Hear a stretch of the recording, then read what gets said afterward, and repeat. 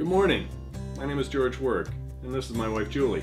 We've been working alongside Pastors Lori and Gary and fellow co-chairs Mike and Jeannie Fritz on the stewardship campaign. This year's theme is The Stakes Are High. As Julie and I contemplated what to share with you this morning, we had to ask ourselves two key questions. The first, when are the stakes high? And secondly, what do we do when the stakes are high?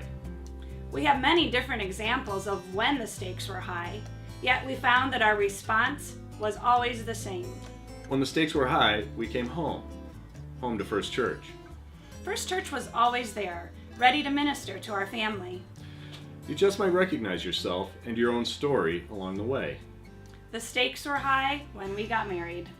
In the last year, First Church was home to 25 weddings. The stakes were high when our sons were newly born and our daughter was adopted. In the last year, First Church welcomed 27 babies to the church family with a rosebud on the altar.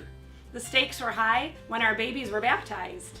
In the last year, First Church baptized 38 people into the body of Christ. The stakes were high when our nation was attacked on September 11, 2001.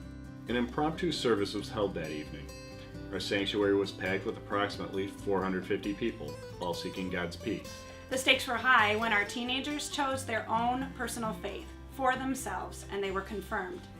In the last year, First Church celebrated the personal faith walk of 36 student confirmands. The stakes were high when our parents passed away.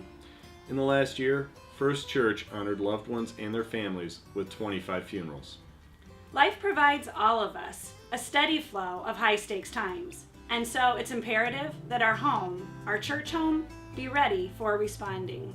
We have found time and time again that First Church has been in constant state of readiness, ready to minister to its people. And a constant state of readiness requires constant, solid finances. Not everyone is comfortable with talking about finances. Yet, after reflecting on all the ministries that had blessed us, it was easier for us to have that next conversation.